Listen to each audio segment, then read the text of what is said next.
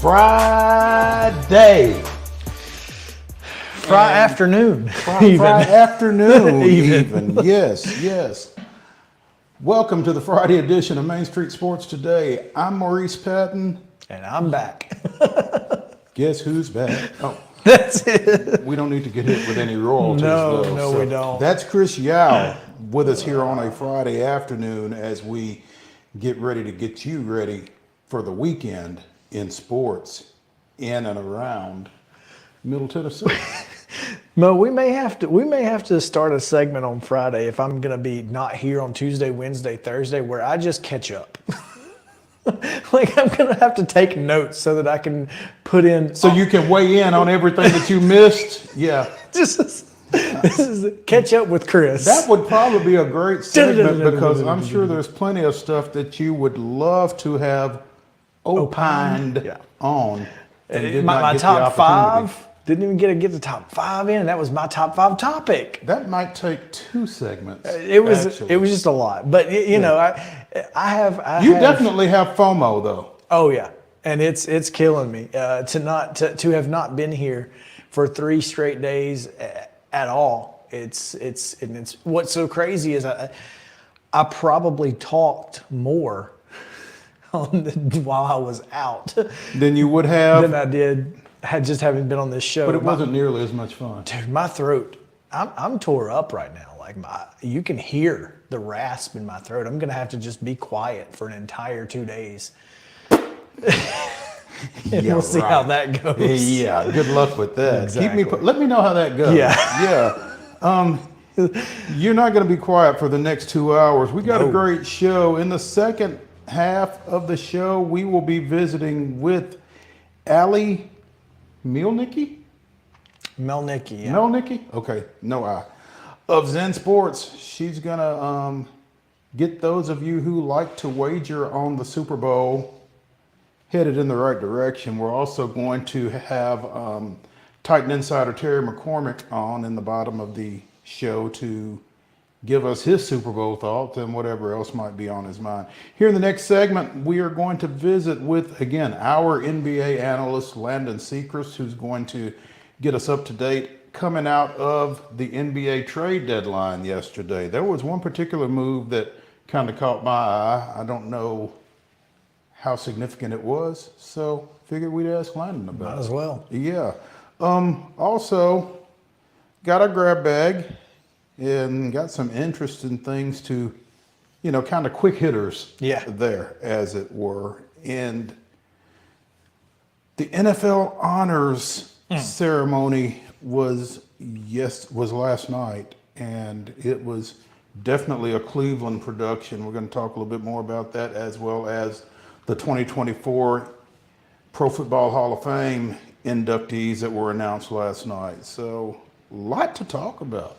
Yeah, the entire second hour of today's show is going to be a lot of NFL because we're going to tell you our Super Bowl picks in the final segment. And of course, if we pick against the spread, you can take the other team and take it to the bank. 2-point spread, by the way? Yeah, it's, Niners are 2-point favorites, so that's basically a pick 'em. It's essentially a pick 'em. Yeah, okay. All right. So, yeah, that's what's coming up. Before we get to that, though, we need to give you all yesterday's results and today's schedule on the rundown. This is the rundown. The Friday rundown is brought to you by Chip Walters of Exit Realty Bob Lamb and Associates. The Blue Raider Voice also wants to be your trusted advisor in real estate. Contact Chip at 615-542-1915 or through his website at choosechip.net. Chip Walters, proud to support youth sports across Middle Tennessee. Girls hoops action last night. Beach downs Hendersonville 52-30. Clarksville Northeast fell to Northwest 61-32. It was Franklin Road Christian a 62-15 winner over Zion Christian. McKenzie downs Houston County 63-58, while Murfreesboro Central with a big win over Lawrence County 60-40. Richland taking it to Loretto, 45-41. Winners there for the Lady Raiders. Rockville 75, Riverdale 68. Spring Hill falls to Coffee County 74-54. Summertown defeats Mount Pleasant 70-22. Tullahoma a 70-11 win over Giles County, and Dixon County 44. West Creek 37. Boys high school basketball results from Thursday night. Hillsborough defeated Antioch 64-55. It was Beach 39, Hendersonville 27. Scintillating. Clarksville Northwest 65, Clarksville Northeast 21. Creekwood with a 63-27 win over Montgomery Central. White House Heritage edged East Robertson 61-59. Knowledge Academies with a 57-56 win over Smyrna. McKenzie defeated Houston County 44-36. It was Murfreesboro Central 55. Fourth-ranked Lawrence County 43. Loretto with a 56-48 win over Richland. Rockvale defeated Riverdale 74-67. Coffee County down Spring Hill 61-38. Mount Pleasant went to Summertown and picked up a 72-46 victory. It was Tullahoma 64, Giles County 37. West Creek with a 64-56 win over Dixon County. Whites Creek 102, Republic 33, and Franklin Christian 67, Zion Christian 50. Men's basketball at the collegiate level, Lindsey Wilson with a 20-point win over Cumberland, 99-79. It was Liberty 88, Middle Tennessee State 53. Austin P with an 85-69 win over Kennesaw State, doing the Lord's work. Lipscomb 90, Queens 88 in a great one there. Tennessee State 65-55 winners over Lindenwood. It was Fisk again that went over the Virgin Islands. Maybe this will spur another run. 68-56 this time in Nashville. Trevecca 89-86 winners over Cedarville, and UT Southern continues to roll with an 84-63 win over Faulkner. In women's basketball action, it was Lindenwood defeating Tennessee State 81-73. The Fighting Carly Weatherses of Alabama 72, Tennessee 56. Middle Tennessee State continues to roll in Conference USA, defeating Liberty 81-55. LSU 85, Vanderbilt 62 down at Memorial Gym. Lindsey Wilson with a 74-64 win over Cumberland. Fisk doubles up the Virgin Islands 80-40, but at least they get to go back to the Virgin Islands. Exactly. Trevecca 80, Cedarville 53, and Faulkner 64, UT Southern 56. In the association, the Chicago Bulls defeated the Memphis Grizzlies 118-110. High school basketball doubleheaders tonight, 6 p.m. Girls, boys to follow. Antioch hosting John Overton. Mount Juliet goes to Beach. Ravenwood and Brentwood, Battle of the Woods at Brentwood tonight. Also at Brentwood Academy, it's Lipscomb Academy. Hunters Lane goes to Cane Ridge. Hickman County's at Cheatham County. Rossview is at Clarksville Northwest. Shelbyville will be here at Columbia Central tonight. Cookeville welcomes Stewart's Creek. Pope Prep goes to Christ Presbyterian, and Fairview is at Creekwood. Culleoka at home against Santa Fe. Clarksville Northeast at Dixon County.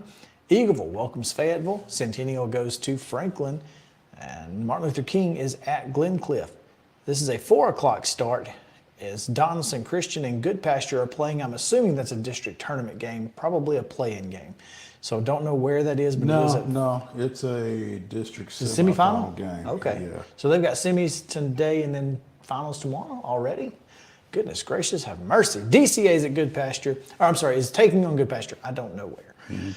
Portland's at Greenbrier at 6. Oakland at Green Hill. Richland is at Hampshire. East Hickman is at Harpeth. Gallatin's at Hendersonville. And Clarksville is at Henry County. Also, McGavock is at Hillsborough. Camden Central goes to Houston County. Summit visits Independence. Jackson County hosts Watertown. Kirkwood is at Kenwood. Republic goes to Kip Nashville. Lawson hosting Hume Fogg. Lebanon taking on visiting Wilson Central. Trousdale County goes to Liberty Creek. Valor Collegiate is at Maplewood.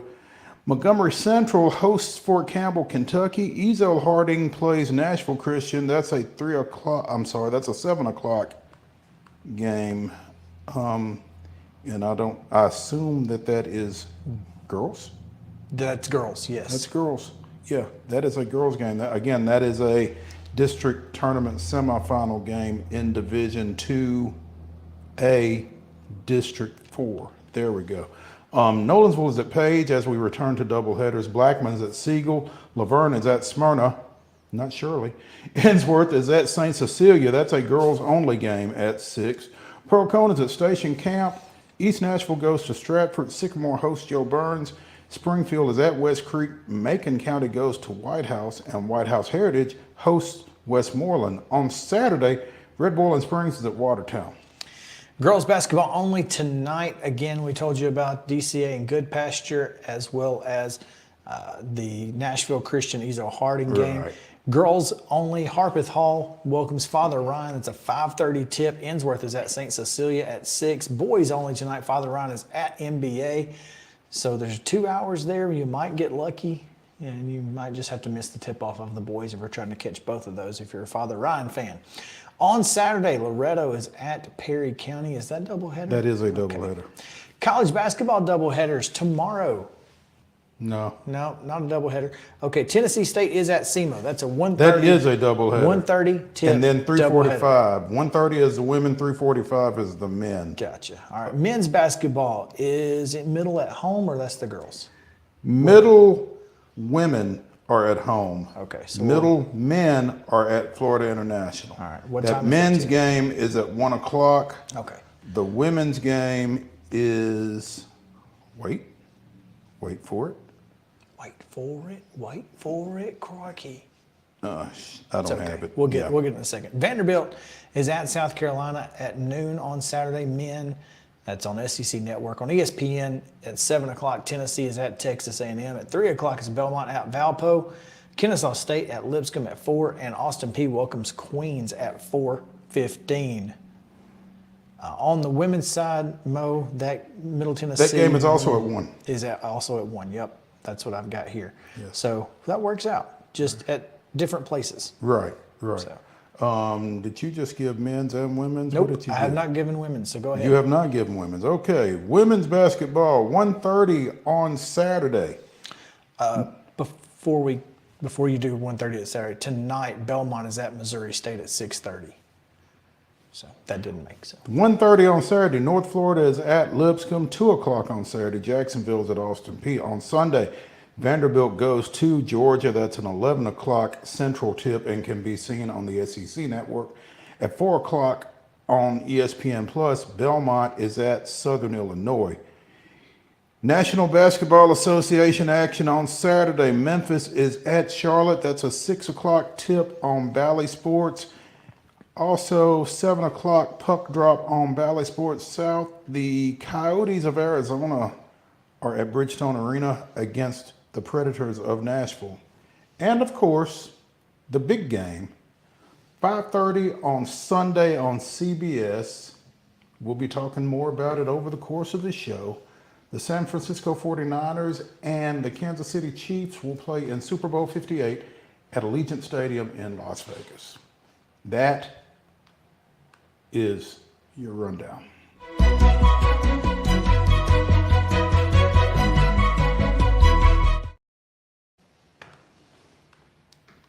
Top story.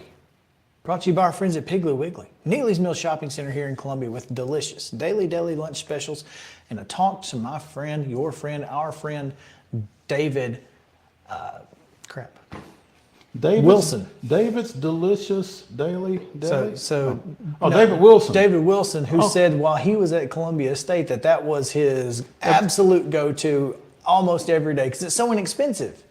That's awesome. I mean, it's such a great deal. You can't beat the meat, the vegetables, the cobblers, and all of the things that you can get for such a great price. David was playing baseball, so he probably wasn't doing too many cobblers. Yeah. On the other hand, I made a strawberry cobbler the other day. It wasn't as good as theirs. It was not, but it was big. Sarah made homemade Pop-Tarts. And we needed, so we used the strawberry, the jelly part of the fresh strawberry, of the canned strawberries in the Pop-Tarts. So I used the rest of the strawberries for a cobbler. Homemade Pop-Tarts. Yeah. Delicious. I know. But you can go to Piggly Wiggly and get regular Pop-Tarts if you'd like. For cost plus 10. For cost plus 10 as well as everything else. Fresh hand-cut meats and great produce. All at Piggly Wiggly. Top story, Mo? The NFL. They just... Get your passports out. Stamps are going to be flying around. Somebody's going to Madrid for a regular season game in 2025. NFL owners voted in December to expand the number of international games each year from 4 to 8, starting in 2025. The first of those additional games is set to be held at Real Madrid's Santiago Bernabeu Stadium in Spain. Now I know that Madrid did not have a team. Barcelona did. They were the Dragons. That's right. Of the NFL Europe. I really wish that they would have the home team wear an NFL Europe uniform. That would be cool. I don't think it'll happen. No, but it would be cool. No, it probably wouldn't. But like, when they played in Frankfurt, having the Galaxy playing the Jaguars or whoever it was, I just feel like that would be super cool. That's all I'm saying. It would be cool. I mean, it won't happen, but it would be cool, no doubt. The participating teams are to be determined, but the designated home team will likely come from the AFC. And according to Peter O'Reilly, the NFL's Executive Vice President of Club Business, International, and League Events, the Bears and Dolphins are already a part of the league's current global market program in Spain. So I don't know if that's a hint or not. One would think that they are probably going to be a part of this event then. Mm-hmm. The league is focused on the 2025 game, but they are committed to Madrid for a long-term partnership. I guess similar to what's gone on in London for the past several years and what's being built in Germany at this point as well. With the Jaguars. Yeah. And which, again, the Jaguars have that uniqueness in that their owner owns a team in London. Their owner owns a team in London, and the team in Jacksonville isn't doing great. They got their stadium coming, it's kind of easy for them to give up a home game right now, I guess. So I don't know, man. I don't. Again, I'm a proponent of European games because I don't mind waking up at 8 o'clock in the morning and watching football at 8 noon. And it depends 3 on and 8. It depends on who's playing. I'm not getting up at 8 or 8:30 in the morning to watch the Jaguars. Well, I may not watch the entire game, but being able to have it on. Having the option to watch and it's just, while I'm eating breakfast and getting ready for the day or getting ready for the Titans game or whatever, like there's live football on. And if it's a decent game at some point, you might catch something, something okay. Mm-hmm. And I'm not going to sit down at 8 o'clock in the morning with, and then not move from the couch. That's not, unless it's the Titans. And then, then I've got. And then noon you can move from the couch afterwards. At noon, yeah. So it works out. But I love, that's one of the things I love about college football. Because if you want to, you can watch football until midnight, 1 o'clock if you are so inclined. If you can stay awake. If you can stay awake, you can do it. And so, I'm never going to be opposed to having football for 12, 14 hours a day. That's what kills me about people that say there are too many bowl games. You kidding me? No, watch. No, thank you. Well, give me all of them. I want to start at 11 o'clock and go till midnight. And if you don't, that's okay. Don't. But don't kill these folks for playing them.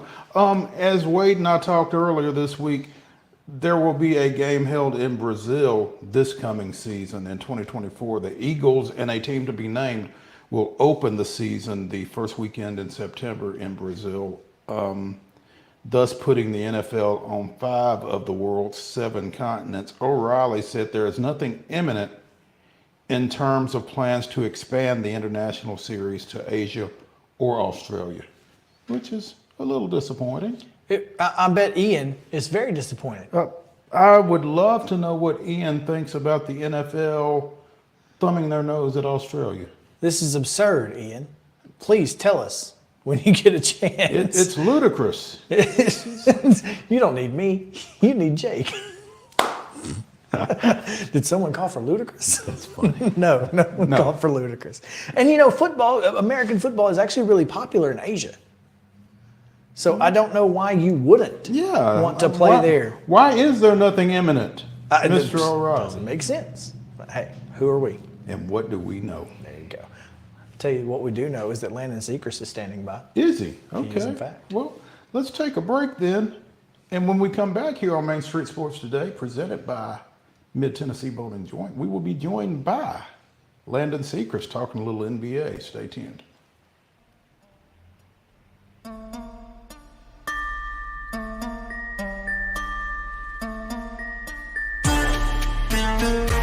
Mid-Tennessee Bone and Joint treats your orthopedic injuries and existing conditions. Our trained physicians will get you back in the game faster. Contact us at 931-381-2663 or www.mtbj.net. With Lee Company technology, the best handymen are hands-off. Lee Company techs have been using visual findings and other smart technology tools for years to add transparency and virtually take customers along. You see what we see, whether we're in a crawl space or on a roof. With Lee Company, technology helps us help you, no matter what's happening in the world or at your house. Jones & Lang Sporting Goods here in Columbia has been outfitting teams, officials, and anybody else from T-ball to college for 50 plus years. Be sure and check them out at 931-388-8060 or online at jonesandlang.com. Jones & Lang Sporting Goods, the look of a winner. Zion Christian Academy, zioneagles.org or 931-388-5731. You can schedule your appointment. Go tour their campus. It is beautiful over there, and you're definitely going to want to see it. Again, it's zioneagles.org. Give them a call, 931-388-5731, and schedule your tour today. Custom Stone Handler supplies over 600 distributors and suppliers with quality stone products. Along with River Stone, we produce and distribute over 100 building, landscape, and other bulk products. Our goal is to provide quality products, service, and partnerships to ensure our customers' success. We firmly believe that the measure of any person or company is how they treat other people and customers. Give them a call at 931-490-4990 or visit CustomStonehandlers.com. A game without a crowd is just a scrimmage. A performance without an audience is just a rehearsal. Without your presence, high school sports and the performing arts aren't possible. Ensure that these essential extracurricular activities continue to enrich the lives of students in Tennessee. Purchase a ticket to your local high school's game or performance. This message presented by the TSSAA.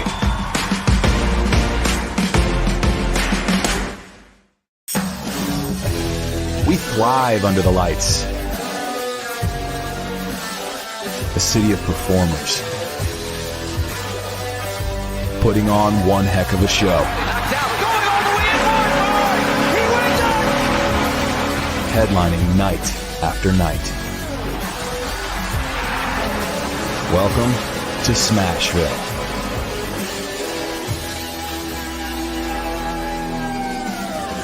Mid-Tennessee Bone and Joint has been the official sports medicine provider for Murray County Schools for more than 40 years.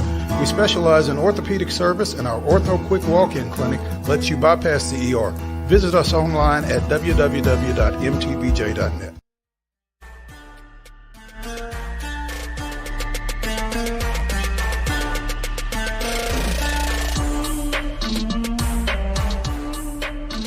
Welcome back to the Lee Company Studios here in Columbia as we continue with Main Street Sports Today, presented by Mid-Tennessee Bone and Joint.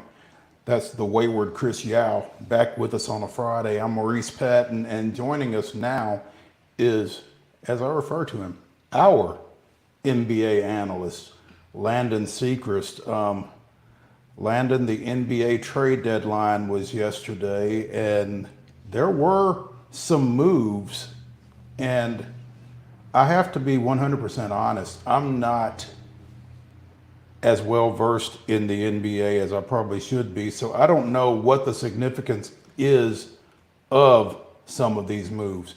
What was the biggest trade in your mind leading up or during or prior to, I guess, the trade deadline? I think the biggest trade probably before the trade deadline was Terry Rozier going to the Miami Heat. I think that's really a good pickup for the Heat. And they trade away a piece that doesn't really matter in their eyes in terms of championship contention. So I think that Terry Rozier going to the Heat was a good move before the madness from yesterday. But yesterday, I would say the New York Knicks are the big winner, acquiring Alec Burks, bringing him back to New York, and Bojan Bogdanovic from the Pistons. I think that really propels them up towards the top teams in the East. Explain the Pacers trading Buddy Hield to the Sixers, especially when you consider their proximity to each other in the Eastern Conference standings? It's really interesting that trade happened. We know that Philly was looking for that third person, obviously with Embiid not being healthy at this moment. They're going to need somebody else to score alongside Maxey and the Tobias Harrises of the world. But trading him in such close proximity is kind of interesting, seeing that the Pacers are definitely an up and rising team. And I know they have a bit of a crowded backcourt with a couple of wings. Just to get Buddy Hield out of there was kind of interesting because I think he could have helped them down the stretch. At the same time, the Pacers have a little bit of a logjam in the backcourt, right? Yeah. They've got Halliburton, Ben Mathurin. They've got Aaron Nesmith. They've got Andrew Nembhard. They've got a couple of players, Ben Shepherd, Belmont, getting some playing time there. I was wondering when or if you were going to mention him. Yeah, he's definitely getting some playing time, and he's starting to make a few plays. I saw him make a play a couple of weeks ago against the defending champions, the Denver Nuggets. So I think Ben Shepherd's now going to get some more playing time potentially with Buddy Hield being absent in the Pacers locker room now. You know, it's interesting because obviously we have so many different kind of like Ben Shepherd and so many different kind of not necessarily rooting interests, but thought interests, such as, you know, obviously Grant Williams. Right. Headed to Charlotte with Seth Curry, to Seth, not Steph. Seth. There's you got to enunciate the TH there. You got to be Chris. careful with that one. And for PJ Washington to the Mavericks, and then obviously, you know, with the Grizzlies, they got so much going on. I don't even know who's where now at this point. Tillman's gone, and they traded somebody to the David Roddy goes to the Suns, and the Grizzlies get big body David Roddy. Yeah, dude, it's an absolute mess. So what I think is most interesting to me of those is, you know, the Hornets feel like they might be kind of in contention here. I think that Brandon Miller, shout out Brandon Miller, he's shown so much promise in the past week or so, just scoring, defending, assisting, making those highlight plays. He's kind of overshadowing. We know LaMelo Ball was the star in Charlotte, and he's been hurt. He's missed some time, and that's really allowed Brandon Miller to flourish, to see him with this productivity. And they're kind of moving a PJ Washington out of the way that was flourishing there as well. But obviously the Hornets were not winning, getting him in a better position in Dallas, and that opens up more room for Brandon Miller in Charlotte. So it's going to be interesting to see the rest of the season for the Hornets, because I don't know if they're going to make a playoff push or anything like that, but just to see what direction they go in for the rest of the season is going to be interesting. With the Grant Williams, how is he going to fit into that team? Miles Bridges has made a lot of contributions, and he said he's going to stay there probably to run his stats up before he hits free agency this summer. So it's going to be interesting to monitor in Charlotte. I was just going to ask, you know, how do you feel like Grant Williams fits into the situation at Charlotte? I think that he's definitely going to bring defense, and he's going to bring three-point shooting. I think that Charlotte needs a shooter that can kind of spot up with the playmakers like a Brandon Miller, as we've seen. I know he was asked about playing point guard in the absence of LaMelo, so he's shown that he can get his teammates involved. And then when LaMelo comes back, I think that's a perfect spot for Grant Williams to be available at the three-point line. Did the Thunder win or lose? I'm gonna try to answer this question from an unbiased perspective, because I am an Oklahoma City Thunder fan. Well, and yeah, I mean, I thought they did well. I think it's a good move acquiring Gordon Hayward, bringing him in.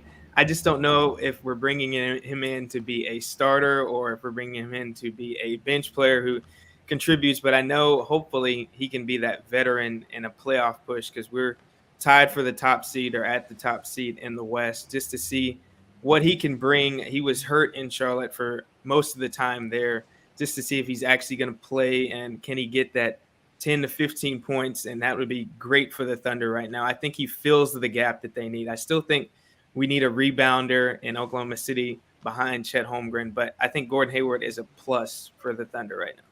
Isn't he a guy who can kind of help Chet Holmgren through his development as well? Yeah, I think so. We saw Hayward obviously had that huge injury when he was on the Celtics. Just seeing that he's going to be able to bounce back from that. And Chet obviously had that injury in his first season before he actually played in the NBA. Just to have that advice on the bench and in the locker room, I think that's going to do wonders for Chet. I'm interested because, like you said, the Thunder have an opportunity to make a real run here, which is crazy considering where they were just 2 years ago. I mean, this team was scraping the bottom of the barrel. It almost gives you some hope if you're a Grizzlies fan, by the way, because it only takes a couple of years and the right moves. So, that particular conference, though, is loaded. The Suns are making moves. Everybody's, even the Lakers, kind of half won, half lost, I guess. But it seems like everybody feels like they've got to improve in order to make a run in the Western Conference. Yeah, I think that's very true. When you look at that top four in the West, I think all of the teams are within one or a half game of each other. So just to see the standings, all the teams have about 36 or 37 wins, I believe. Just to see that it's so competitive at the top, and then you have a team like the Mavericks in the middle of the pack and the Lakers in the middle of the pack, that they can definitely be up there in the top with the likes of the Clippers, the Nuggets, the Wolves, and the Thunder. Just to see how competitive the Western Conference is, it's really going to be a fun playoffs, even though that's a little bit away. I think I'm looking forward to that the most because it's going to be really competitive. A move that probably is underrated, but again, as Chris mentioned, we have some ties, I guess, to some guys that were moved. Former UT guard Jaden Springer goes to Boston. What's the significance, again, of that move? It looked like the Celtics kind of made some, nothing earth-shattering, but just kind of picking up some pieces, maybe kind of shoring up some underlying issues. Brad Stevens is definitely a very, very good executive making those moves. I think Jaden Springer has the potential to be that guard off the bench, hopefully not taking Peyton Pritchard's minutes, but maybe alongside Peyton Pritchard. We know he can bring defense, and he's springy on offense. So I think that's a good sneaky pickup in the backcourt behind Derek White on the Celtics. And then when you look at the pickup of Tillman, as we mentioned earlier, I mean, we know what he can bring. He's going to bring those points that you may not see during the game. He's going to make all the right plays. I think that's just a good big man to have off the bench and behind a Porzingis alongside an Al Horford that may come in handy in a playoff situation. Landon SECREST joining us here from a lot of different hats that he wears. A lot of different hats. Very talented young man. We're glad to have him alongside to talk a little NBA. We got the All-Star weekend coming up. Is that this weekend or next weekend? It is next weekend, not the same as the Super Bowl. Yeah. But it's the same as the Daytona 500. Yeah. So, they don't care. Yeah. Probably two different fan bases. It's probably okay. But, who do you see emerging here in the second half of the season? I would say in the Eastern Conference, when you look at somebody like a Trae Young, who was initially snubbed from the All-Star game, is making it as a replacement now, kind of surging and proving that he should have been an outright All-Star. I think that's a storyline to watch as the Hawks try and stay in that playoff race as well. Looking at him, and then the rookies, I like to shout out the rookies in both conferences, but obviously Brandon Miller, we've talked about him a bunch. I really like Jaime Jaquez on the Miami Heat. The Miami Heat are that sneaky team that always can kind of creep up on you, and I think Jaime Jaquez, who will be competing in the dunk contest in All-Star Weekend, I think he's a name to watch down the stretch to see how he kind of fits into that playoff mold for the Heat. And then out west, I mean, we always have to keep our eyes on Luka. And now that Kyrie's going to be back on the Mavericks and they just acquired the PJ Washington, and they're getting their center back, Derek Lively, just seeing how the Mavericks kind of progress down the stretch. And then if the Lakers can get it together outright and put things together down the stretch in the playoffs, they're going to be a scary team. LeBron has to be respected. AD has to be respected. They just need to put it together. And I think those are some people you can watch. Obviously, the Spurs probably are not going to make the playoffs, but just to watch Victor Wembanyama, how he closes out the season, that's going to be very interesting too, because he's impressed more than I believe anybody pretty much thought. I think it's very good rookie season for Victor Wembanyama. Will the Hawks be able to keep Trae Young after this year? Interestingly enough, I just saw a tweet before I joined you all that the Lakers may be in pursuit of Trae Young this offseason. I don't know exactly how that would work, but I know there's going to be big askers and maybe big takers in the offseason for a Trae Young because he is an uber talented player. And Atlanta really isn't taking him where he needs to go. How does he fit with the Lakers? I guess if you're in the City of Angels, they'll find a way to make it work. I mean, we see what they're doing on the Clippers side with Harden and Paul George and Russell Westbrook. I mean, surely the Lakers can make it work alongside LeBron James and AD. Surely. Just doesn't feel like there's enough balls to go around. There isn't, but we'll see. We'll see. It'll either go really good or really bad. Boom or bust. It won't be. Yeah, it won't be just. Yeah, exactly. Landon Secrest, you can find him at Seco_sports on Twitter. You can find him as a sideline reporter for Belmont women's basketball. What else are you doing, Landon?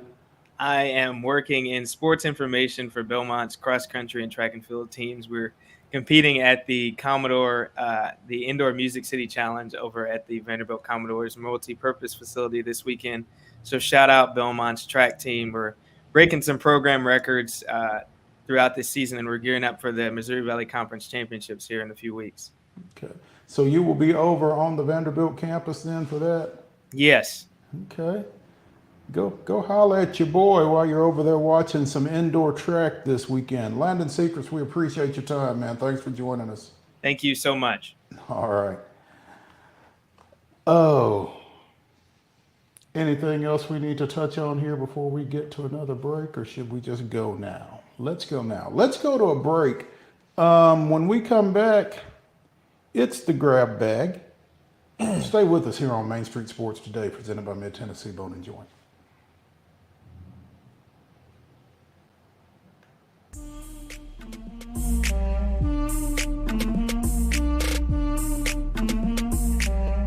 Mid-Tennessee Bone & Joint treats your orthopedic injuries and existing conditions. Our trained physicians will get you back in the game faster.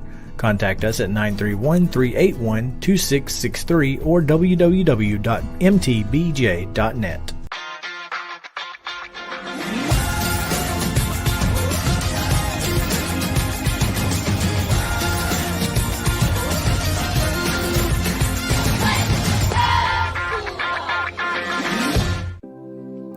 Custom Stone Handlers supplies over 600 distributors and suppliers with quality stone products. Along with River Stone, we produce and distribute over 100 building, landscape, and other bulk products. Our goal is to provide quality products, service, and partnerships to ensure our customers' success. We firmly believe that the measure of any person or company is how they treat other people and customers. Give them a call at 931-490-4990 or visit CustomStonehandlers.com. A game without a crowd is just a scrimmage. A performance without an audience is just a rehearsal.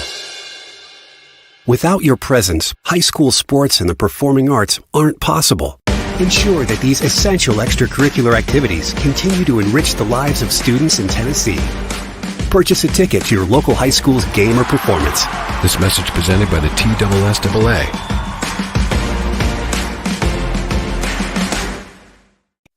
With Lee Company technology, the best handymen are hands-off. Lee Company techs have been using visual findings and other smart technology tools for years to add transparency and virtually take customers along. You see what we see. whether we're in a crawl space or on a roof. With Lee Company, technology helps us help you, no matter what's happening in the world or at your house.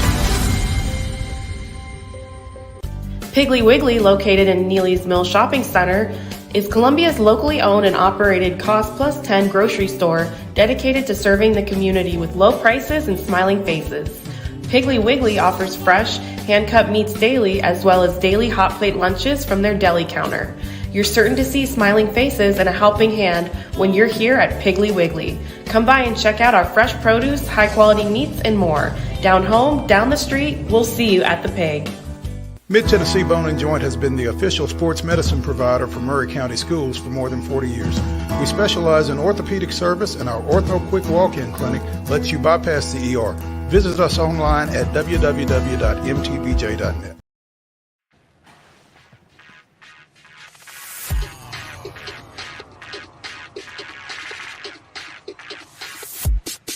Welcome back to the Lee Company studio here in Columbia as we continue with Main Street Sports Today, presented by Mid-Tennessee Bone and Joint. That's Chris Yao. I'm Maurice Patton. This is the grab bag. Handful of topics that we need to touch on, but we don't need a whole segment of. And well, you know, okay. This one might have kind of screwed the pooch, but it did happen like in the last middle 3 minutes. Yeah. Yeah. So, Mr. Yao, I yield the floor to you. Okay, so multiple reports coming out from several different media outlets that Josh Heupel has submitted a declaration in the lawsuit filed by the Tennessee and Virginia attorneys general and against the NCAA, finding some very interesting things in said declaration. Paragraph 17 and 18 are very interesting to me more than anything. Heupel writes, the current NIL environment is complicated for everyone involved. Yes, that is very true. Current student athletes, prospective student athletes, coaches, schools, collectives, and fans. NCAA rules are vague and confusing. They frequently change and they sometimes conflict with NCAA's prior guidance. That right there, if they can prove that, seems to me like that's kind of all you need. But paragraph 18 is very interesting. Because of the NIL recruiting ban, the information recruits have about NIL opportunities associated with a given school is incomplete and not always reliable. See Jaden Rashada. Athletes want to know about and understand their opportunities, but like my fellow coaches at UT, I feel I have to avoid discussing NIL opportunities in any way, even at a high level, or assisting athletes in navigating this complicated environment. And I guess he goes on to say this because this is an excerpt and I don't know what sequence they come in. Because selecting the right school is so important, when a recruit goes to a school that is not the best fit, they may end up being deprived of personal or professional opportunities that they will never be able to go back and recreate. UT could be the best fit for some recruits, but some recruits will never know that because the NIL recruiting ban prevents them from having the full picture of their options.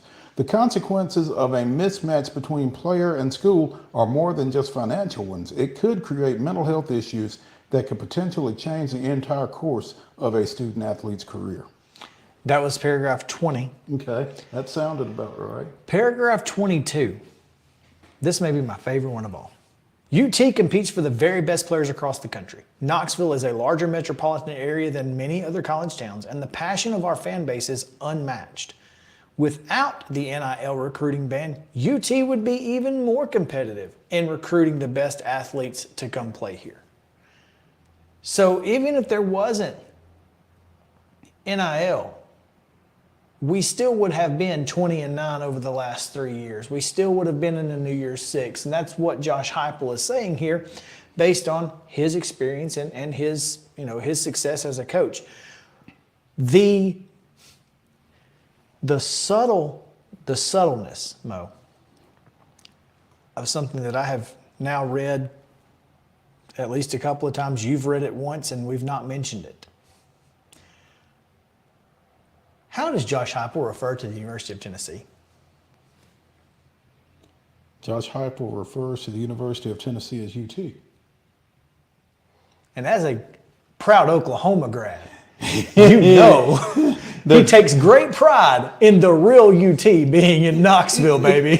As he's writing that, is he typing that with one hand and giving the horns down with the other one, maybe? You know he is. You know he is, because he is absolutely just the subtleness of the UT in there is absolutely beautiful. He's not spelling out Tennessee. Nope. It is beautiful. That's a good catch. Anyway, I just thought that was interesting from Josh Heupel to basically say, look, even if there was, so yes, we are committing NIL dollars through the collective. We know that the collective is paying players for their name, image, and likeness. We don't dispute that. We also don't dispute that, Nico Iamaleava has been paid some amount of money. Mm-hmm. What we will tell you is we have not talked to any of our athletes about that money. None of our coaches feel like we have the ability to do so because of NCAA guidance. So he has stated under oath that he nor any of his other coaches have spoken, even at a high level, with agents or parents or anyone else about NIL.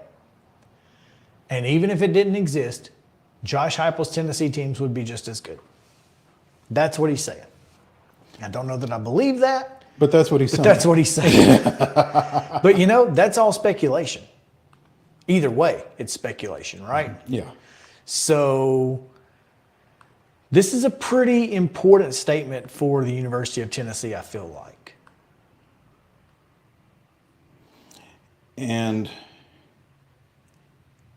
as the NCAA continues to lose market stock, I guess this is just another crack in the foundation. I feel like it is. They are definitely back on their heels right now. They won't tell you that. No. They are digging their heels in. But there's a line in front of their feet from where they're being pushed back. They're not in good shape. Whether they'll tell you that or not, they're not. I don't think so. I think Tennessee is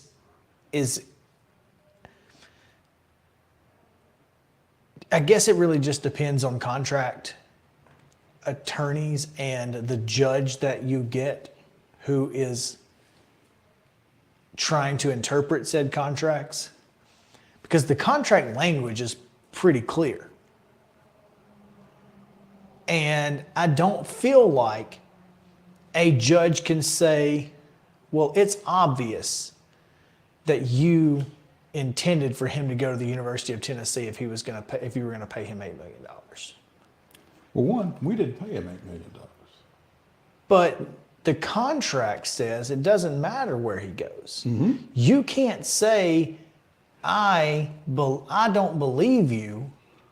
Doesn't matter what you believe. Here's the contract. While also saying that Jaden Rashada has a claim to the money in Florida because he signed a contract that basically said he had to play in Florida. You can't say that, well, we clearly know you meant that he deserves this money even though he didn't go to Florida, while also saying that we know that you meant he had to go to Tennessee. You can't do both of those things. And obviously they're not in the same court, but there's precedent going to be set with NIL on either side of this thing. And I think that's going to be very interesting. Which is why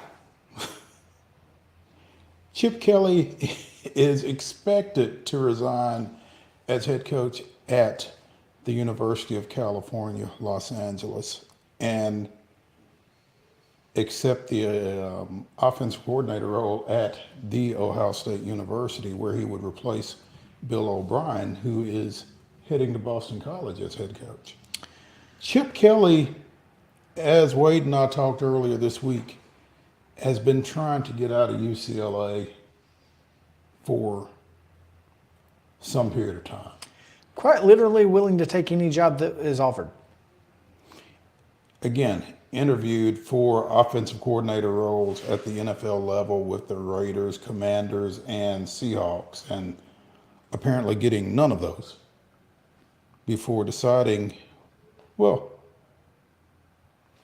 I'll just go to Columbus. Here's the deal. In heading to Ohio State, according to CBSSports.com, Kelly would reunite with Buckeyes coach Ryan Day, who played at New Hampshire during Kelly's lengthy run there as an assistant. The two have also coached together on multiple occasions, most recently in 2016 during Kelly's lone season guiding the San Francisco 49ers. Day served as San Francisco's quarterbacks coach that year. So, again, Chip Kelly appears to be on his way out at Westwood, heading to Ohio State. And between the players that Ohio State has acquired over this past month or so and this move here, Ryan Day appears to be a desperate man. He's either desperate or he just said, kind of screw it, let's just go all in. I feel like he has definitely said, let's go all in, because this but I don't really know if feels it's like desperation or not. It may be, because obviously there have been rumblings of Ryan Day can't get it done and you can't lose to Michigan. We know that. That's obvious, but also I just, there's enough evidence out there that Ryan Day has been on a warm seat despite the success he has had. Well, the success he has had has not included beating Michigan on a consistent basis. No, losing 2 in a row to them is not going to make you a lot. National champs or not. Right. And Ohio State fans do not care. And we know that. And so with that said, it really feels like he can ill afford another loss to Michigan, particularly without a Jim Harbaugh-less Michigan. Sure. Bill O'Brien going to Boston College makes a lot more sense than you would even think. Because apparently his son has a rare brain disease and his son's doctors are in Boston. His other son happens to play baseball at Tufts University, which is located in Boston. So Boston College seems to be a very natural fit for Bill O'Brien to have a job and also take care of his family. And obviously it comes with a bit of a pay raise to be a head coach in a Power 4 conference. God, that's hard to say. But to leave Ohio State to go to Boston College, probably not the most conventional move for a guy who's been a head coach in the Big Ten and a head coach at the NFL level. Probably not the most conventional. But I mean, when you put all those other intangibles in the mix, it makes a lot more sense, like you said, and certainly want to wish him and his family the best with his son as he battles that situation for sure. But yeah, to me, it feels like a selfless move. It's like, hey, I can do this in a lot of different places. I'm choosing to do it here because my family needs to be here. Yeah, yeah. And man, how about that? So kudos to Bill O'Brien for that. There is one item here in the grab bag that we must get to. Yeah. So again, I'm going to yield the floor to you.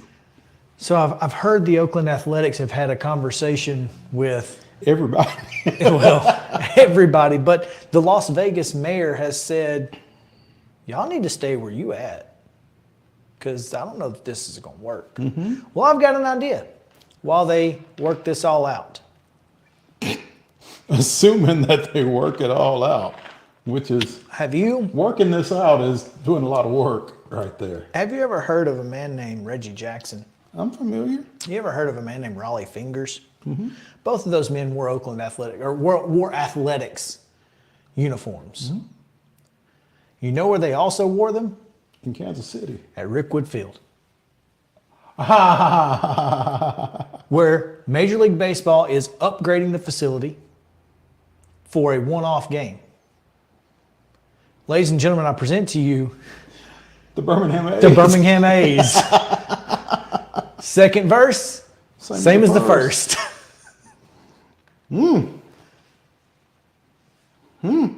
I'm just saying. Could do worse. I don't know where the hell they're going to park. Legion Field and bus, I guess. I think that would be the least of their problems, though. You get out of the car and say, I got 1, 2, 3, 4 tires. I better have 4 when I get back. Kind of situation. But business going to be booming for more than one faction. All I'm saying is Rickwood Field is being upgraded for Major League Baseball. Parking, not so much. Perhaps parking could be elevated for at least for a little while. And you have the history of the athletics in town. Tell me this is not the best idea you've heard today. It's not the worst. Well, for athletics, any idea is not the worst. Yeah, I mean, you might want to get John Fisher's email and fire something off. Call him up. Yo, John. Listen, I know this is going to sound unconventional, but hear me out. Hey, let me holler at you. I mean, look, Birmingham not the ideal place, and of course the White Sox are going, and the Barons are just going to be mad and be angry. Excuse us. Like we have to play, we have to play afternoon games and just to get in there, and but yeah, I mean I'm just saying Birmingham's available. They do have a major. And there is a historic tie. A historic tie, and there's major league level facilities. That's all I'm saying. I'm not saying. I'm just saying. Just saying. Yeah. Friend of the show, Brad Willis. Yes. At it again. He is. He's well, okay, so I need to know what the premise was of, because I knew that they were going to honor him at during the middle of the Austin Peay game last night. But what were they honoring him for? Do you know? I don't know. I do not know. I was unaware of this until I saw it last night, I guess.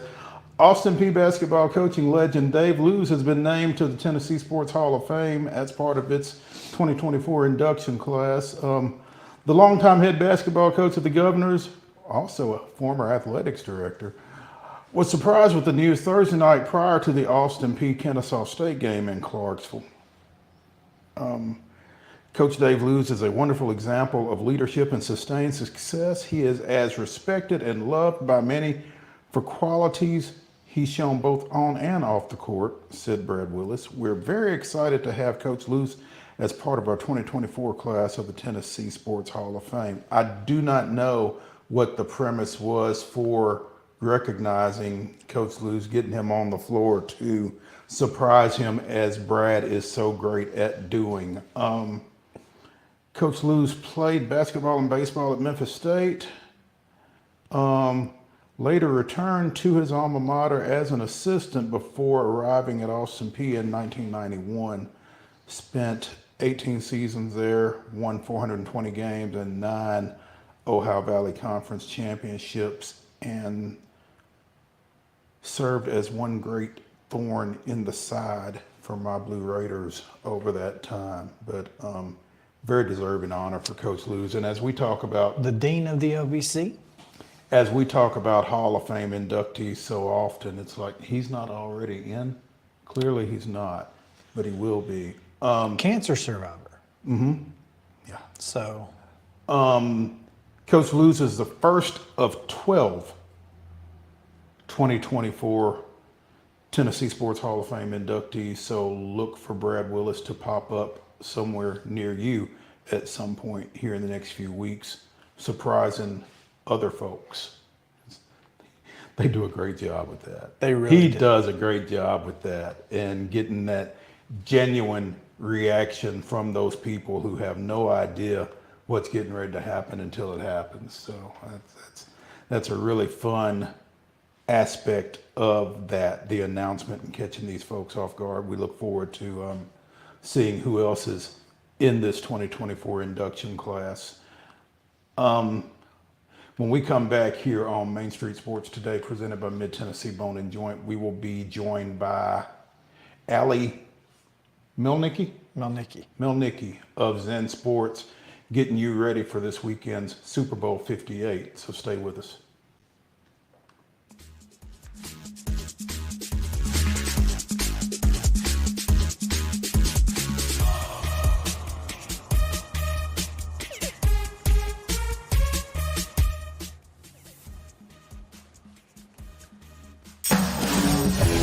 We thrive under the lights.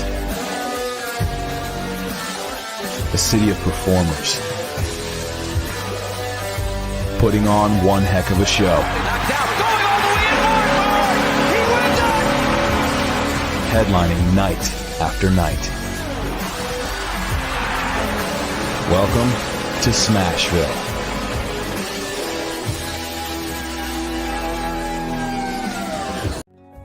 Since 1975, Mid-Tennessee Bone and Joint Clinic has treated the orthopedic needs of Middle Tennessee residents. The trained physicians provide surgical options and minimally invasive options to treat all orthopedic needs. The walk-in clinic, OrthoQuick, helps you bypass the ER while treating sports injuries and acute needs Monday through Saturday.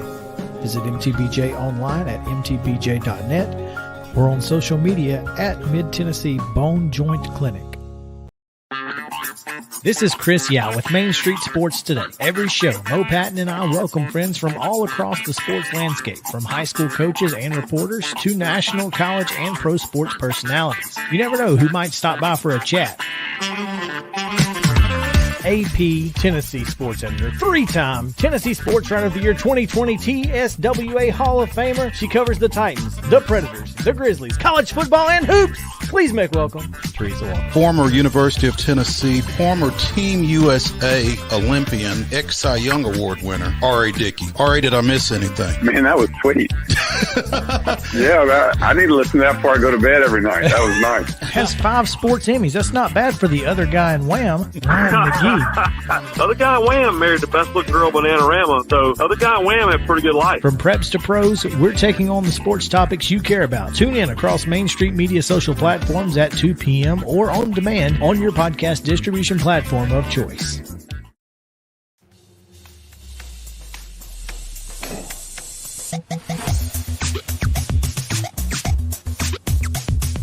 Welcome back for the second hour of the Friday edition of Main Street Sports Today, presented by Mid-Tennessee Bone and Joint. Chris and Mo continuing today's show, and we are now joined by Allie Mielnicki of Zen Sports, who, if you are so inclined, should be able to help you make a little money this weekend. Allie, thanks for joining us. Oh, thank you for having me. I appreciate it. Hey, so tell our listeners who will be watching the 49ers and Chiefs in Super Bowl 58 on Sunday how you can help them make some money. Well, I'm leaning toward the 49ers. I just think overall they have the most depth on offense between Deebo Samuel, Christian McCaffrey, George Kittle. They just have an array of weapons. I know Patrick Mahomes right now is the best quarterback in the NFL, and Travis Kelce's playing at an unbelievable level in the postseason. But I just think that the Niners have way too many weapons. I think that they're going to come out strong, and I think they still remember losing to the Chiefs 4 years ago in the Super Bowl. So that's at the back of many of the veterans' heads. There's no doubt. Allie, I am a member of Zen Sports, and I tend to partake on occasion in betting. The Super Bowl is a little unique, though, because you can literally bet on anything. Mm-hmm. Anything. And so tell us some of the things that I may be able to wager upon on Zen Sports in the Super Bowl. Sure. So you can bet on anything between who's going to be Super Bowl MVP if you think it's Mahomes or Purdy or another position player, You can bet what the first play of the game is going to be. Is it going to be a rush? Is it going to be is it going to be a reception? You could bet whether or not Patrick Mahomes is going to throw an interception, whether there's going to be sacks, field goals, you name it. We offer just about everything on Zen Sports. Now, if I make 5 of those of at least $25 or more, Monday I can bet $10 with no danger. Yep, that is correct. It's called it's one of our big Super Bowl promotions we're having, so we want to reward our customers for that. This is the second time that we've had Allie on, and the second time we've had a special guest. So this you were holding out on us, Allie. Yeah, the star of the show. That's the star of the show right there. Allie, what other prop bets are available via Zen Sports this weekend? Sure. So we have other rushing yards, receiving yards, anytime touchdown scores is big. We also have individual, is Pat Mahomes' first throw going to be over 10 yards? Is Isaiah Pacheco's first rush going to be over 3 yards? We have everything that you can imagine, and we're really excited to be offering. We have first half wagering. We have quarter wagering. So we offer just about everything. And parlays, of course, are available, all of these things. So tell us a little bit about, obviously Zen Sports is a little unique. You are the most recent sports book to join the state of Tennessee. What sets you guys apart? Yeah, we're just really happy to be in Tennessee. The unique thing about Zen Sports is that we're still growing. We're adding a lot more leagues. We're adding a lot more different types of wagering. But we also have a great promo for all of our new customers. It's called the No Danger First Wager. And for anyone that signs up with the app, the first bet you make, we can reimburse you up to $1,000, depending on how much you bet, if your first bet loses. So we offer that to get new customers in. And we always have daily promotions. We have special promotions like the Super Bowl one, and we have one of the best VIP programs. So if you're a big bettor and you think you qualify for our VIP program, just go to zensports.com/VIP. You can fill out an application. We'll review it and hopefully get you on board. We reward our VIPs with monthly perks, community events. So we have one of the best VIP programs in the state. Yeah, are you not a VIP? I'm not a VIP. I don't bet that much. Because as we remember from college football, I'm not very good at it. You just enjoy it. I mean, I enjoy giving Allie my money. Well, I mean, you're welcome for paying your salary, Allie. Maybe it's like golf. If you did it more, you'd be better at it. Perhaps. Or if I just take the picks that we make during the show and bet the opposite. Exactly. There you That's go. really the way to do it. There's your system. So, Allie MIELNICKI of Zen Sports joining us here on Main Street Sports today, presented by Mid-Tennessee Bone and Joint. Allie, really appreciate it. And you and your youngster have a great weekend. I'm sure y'all will be posted up watching the game this weekend as well. So. Yep, very excited for it. Thanks, guys. All right, thank you. Let's now go to our Titans insider, Terry McCormick, for a little Titans and a little Super Bowl insight of his as well. Terry, good afternoon.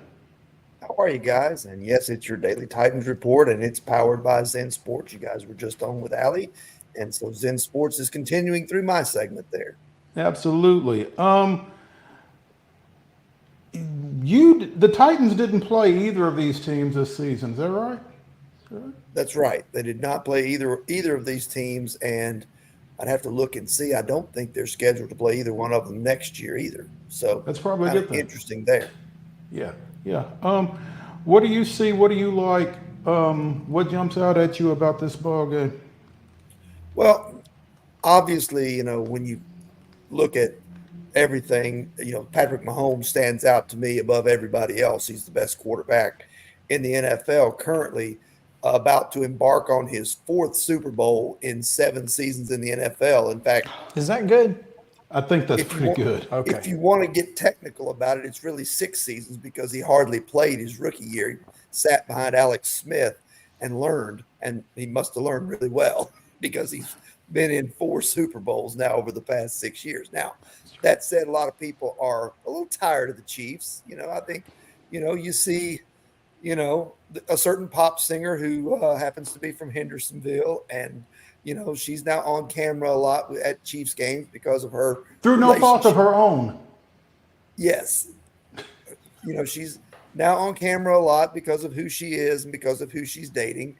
And then, there are all the State Farm commercials that feature Mahomes and Kelsey and Andy Reid and, everybody but the cafeteria staff in Kansas City. So, I get that a lot of people are tired of the Chiefs. And this is surprising to me. Did you realize that the 49ers, even though they've been to the Super Bowl and they've been a relevant team for forever, going back to the Joe Montana days, they've not won a Super Bowl since they won one with Steve Young back in 1994.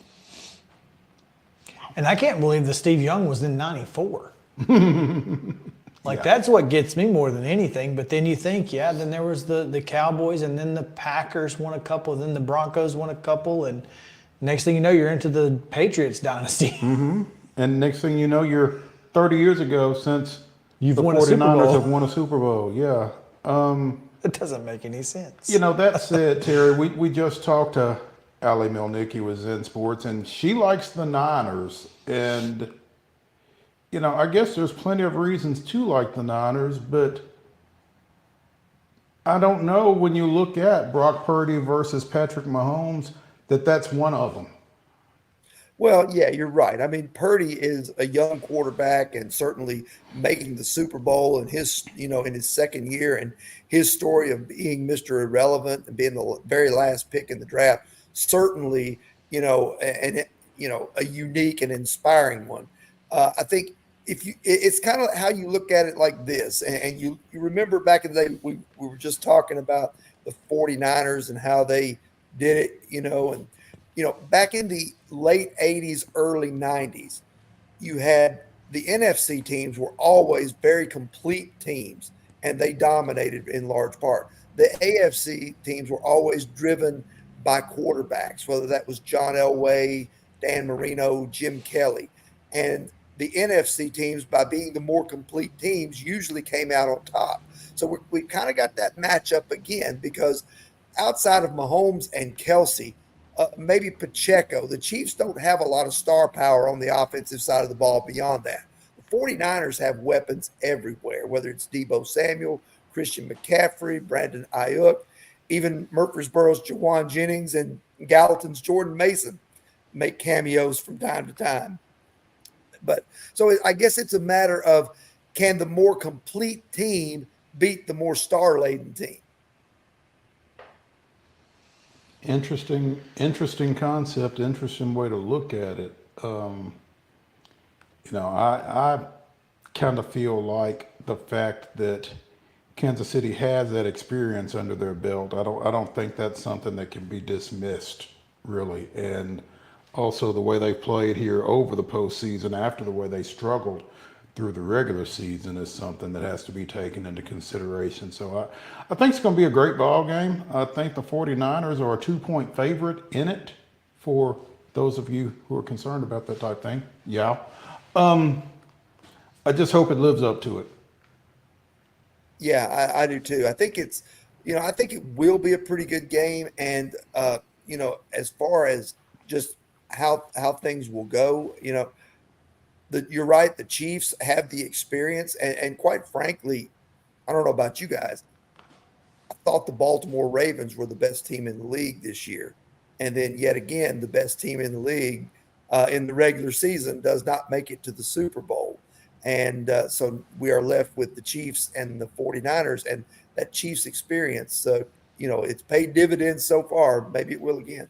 Yeah, I'm sure it's been chronicled somewhere when the last time a number one seed actually got to or won the Super Bowl, but certainly it didn't happen this year, with Dallas getting bounced early and with Baltimore, like you said, losing last 2 weeks ago to Kansas City. So, it ain't always the best team, it's the best team that day. So again, we'll see what happens Sunday. In the meantime, Terry, tell us what Zen Sports is doing for Super Bowl weekend. All right, gladly. The big game is Sunday, and we know you must be excited not only to watch, but to make some bets as well. And if you'd like to bet props, head over to Zen Sports, where they're offering a ton of special prop bets exclusively for the game Sunday. Player props, game props, team props, you name it, they've got it. And Zen Sports is running a special promotion. If you make any 5 prop bets on the football game of at least $25 or more before kickoff, you will earn a $10 no-danger wager the following Monday. What's more is you can request a prop bet if you don't see it on Zen Sports, and they will look to create it just for you.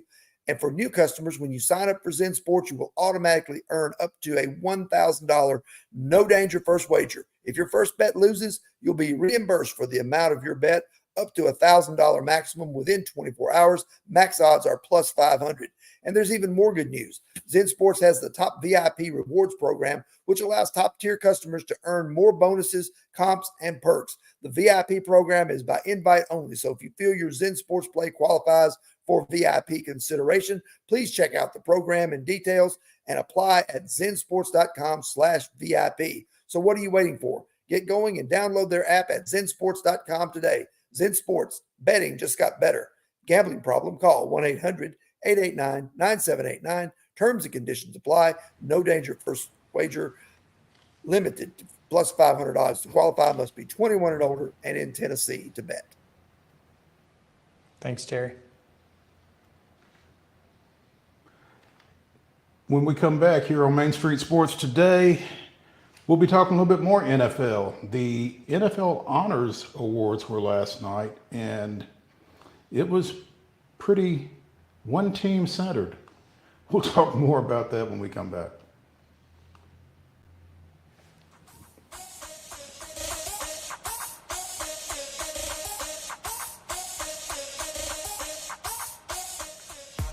Would you please read the last line in the chat? Mid-Tennessee Bone and Joint treats your orthopedic injuries and existing conditions. Our trained physicians will get you back in the game faster. Contact us at 931-381-2663 or www.mtbj.net.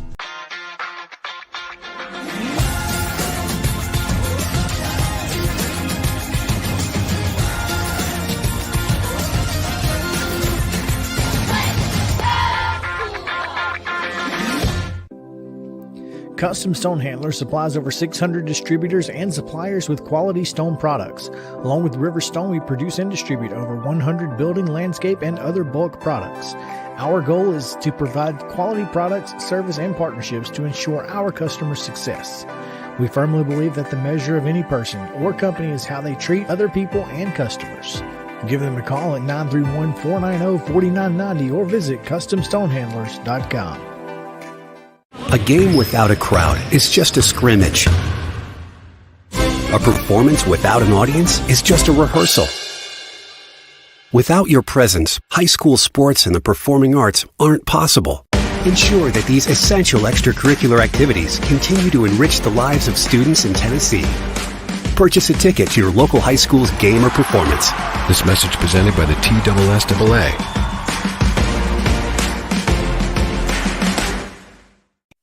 With Lee Company technology, the best handymen are hands-off. Lee Company techs have been using visual findings and other smart technology tools for years to add transparency and virtually take customers along.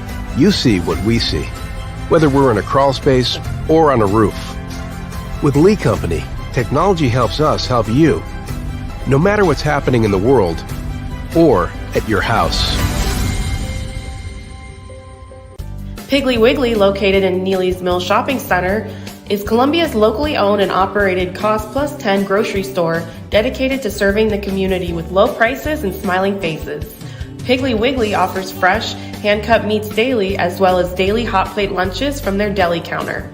You're certain to see smiling faces and a helping hand when you're here at Piggly Wiggly. Come by and check out our fresh produce, high-quality meats, and more. Down home, down the street, we'll see you at the Pig.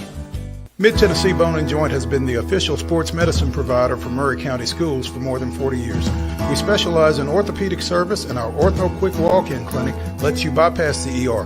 Visit us online at www.mtbj.net.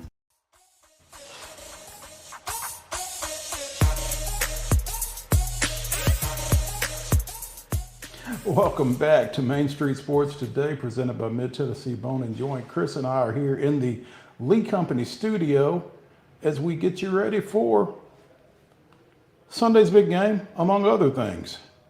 Before we do that, though, the NFL honors were last night. And if you were a Cleveland Browns fan, you were very happy. Yeah. If you were a fan of any of the other 31 teams, you may have been less happy, because the Associated Press Coach of the Year was Cleveland Browns coach Kevin Stefanski. He and Houston's DeMeco Ryans were actually tied, and it would seem that 45-14 would be the tiebreaker, but apparently it was not. It was first place votes, and Stefanski received one more first place vote, I think, than DeMeco Ryans did, and DeMeco Ryans was completely left off of 3 ballots.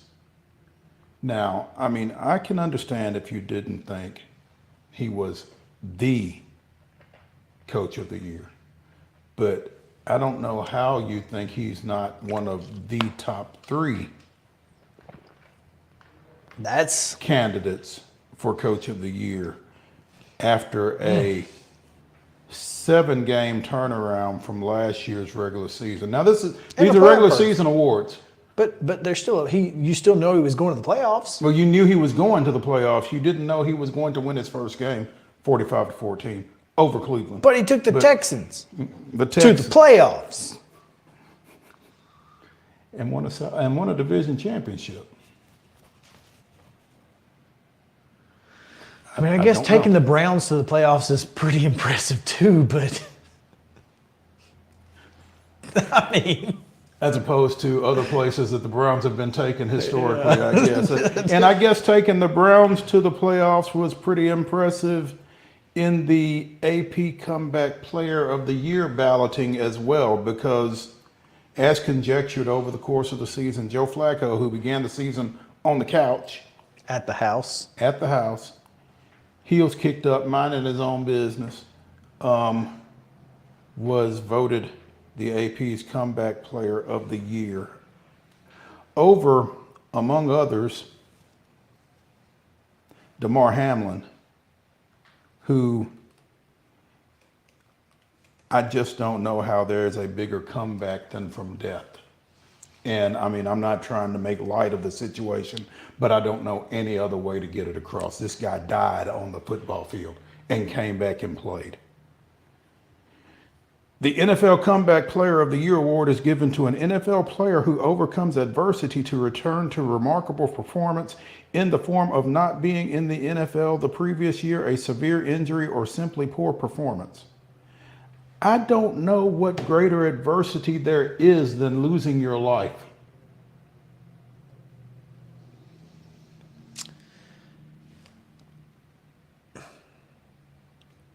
I understand.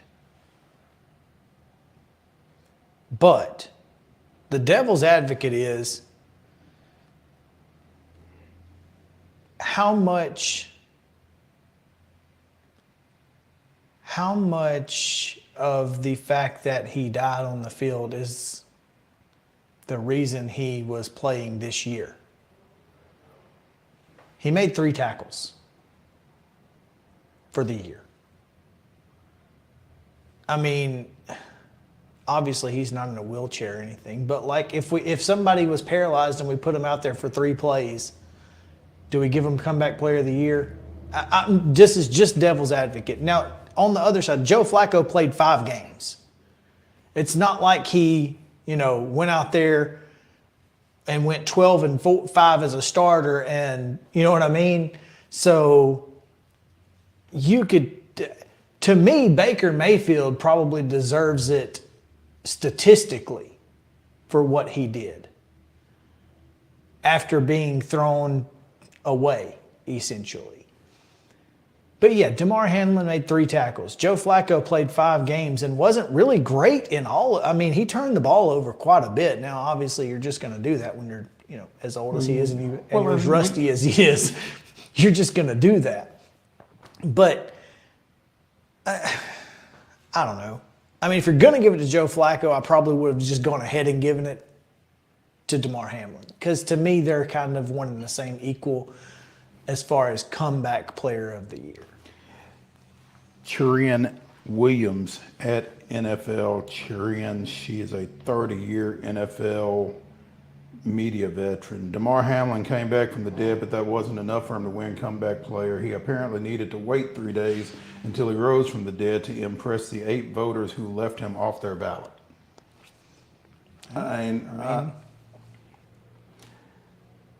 Perhaps more egregious than either Stefanski or Flacco, though, the AP Defensive Player of the Year was Myles Garrett. In the regular season, Myles Garrett had 42 tackles, 33 solos, 14 sacks, 37 pressures, 16 quarterback hits, 17 tackles for loss. He forced 4 fumbles, recovered 1, 3 pass deflections, no picks, no touchdowns.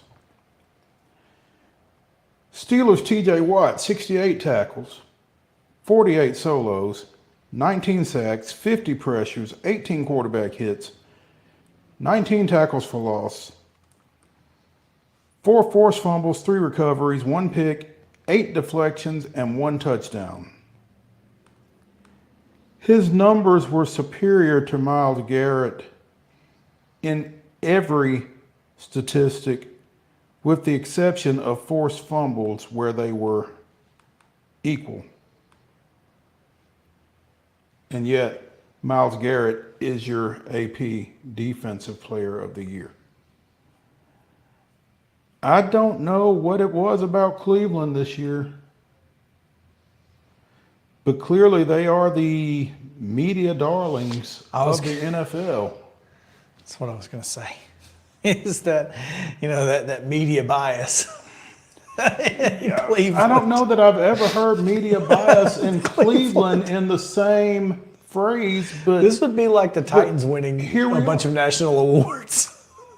Yeah, it's mind-boggling. I don't get it, but congratulations to them. As expected, Lamar Jackson is your most valuable player. Christian McCaffrey is your Offensive Player of the Year. The Texans did sweep AP Offensive and Defensive Rookies of the Year with C.J. Stroud and Will Anderson. And there was a Pittsburgh Steelers Defensive Player honored. Cameron Hayward was recognized as Walter Payton NFL Man of the Year. So good for him. There's that. Maybe he'll share that with TJ. Man, these awards, whatever. Yeah, I mean, well, I think when you see these awards presented to folks like that, it creates a little bit more of a whatever. Yeah, it's like, Is it I mean, if you're not going to give them to the person to the people that deserve them, then. And I'm not saying that Stefanski didn't deserve Coach of the Year, but it's like we say all the time. Head to head means nothing, Mo. All things being equal, if all things are equal, and clearly first place votes were equal, then the person who won is better. It just feels like to me that there was more expected out of Cleveland coming into this season than there was out of Houston. I would say that D'Amico Ryans and the Houston Texans exceeded expectations to a greater degree than Kevin Stefanski and the Cleveland Browns. I will agree that there were high expectations. I don't think anybody expected that Joe Flacco was going to be playing quarterback for the Cleveland Browns for 5 games, though. No. And so, I mean, I can see where, okay, maybe, clearly he's, he went to the playoffs and had to win 5 games with Joe Flacco. So I understand it, but again, all things being equal, the guy who won is the better coach. The guy who won the game? Yes. And not just won, but dominated. 45-14. Not 15-14, not 25-14. And I know that like you can't that the voters can't vote, but you can break the tie afterwards. Yeah, I mean, if it's a tie, you can break it at any point before you announce. Okay, look here. These two guys tied. Vote for one or the other. I mean, you can break a tie. Yeah. By whatever necessary. So that's interesting. Wade Neely checking in. Coming back to life from being on the Jets is greater than coming back to life in general. Joe Flacco is a former Jet. That's clearly what they're saying. Wade, what's up, man? We can't hear you. Yeah, you are muted. One momento, por favor. One momento? Is that what you just said? Yeah. How about now, Wade? He can hear us. No, but we can't hear him.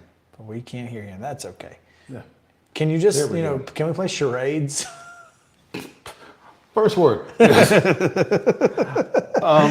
Hey, let's talk about the Hall of Fame for a second. Let's talk about the Hall of Fame for more than a second. Because NWO legend Steve McMichael getting in is fantastic. I'm just curious. That wasn't the direction I would have gone in, but go ahead. I'm just curious if Kevin Nash may be in attendance, because when you're NWO for life. And Deborah McMichael and the puppies will be involved and all kinds of things. It's going to be great, right? The Hall of Fame induction ceremony is going to be wild. Hulk Hogan comes out playing Jimi Hendrix on the WCW belt. It's going to be great. That wasn't at all what I had in mind, but Steve McMichael of the Bears, Randy Gradishar of the Broncos were both selections from the senior category for the Pro Football Hall of Fame induction class of 2024. Where I was going to go with this is former Tennessee high school legend from Hollow Rock, Brewston, out in West Tennessee, Patrick Willis. We need to get that clip out from Coach. From Coach Cut. Yeah. His mistake. Yeah. don't bring the ball out when Patrick Willis is don't coming stand down on the tracks when the train's coming through. Yep. Former Ole Miss linebacker Patrick Willis, whose professional career was relatively short, but he was highly impressive in a short period of time with the 49ers. Was voted into this year's Hall of Fame class, along with Devin Hester, who will be the first returner. Now, I don't know how that works when you've got Deion Sanders, but I guess maybe Hester was primarily a returner.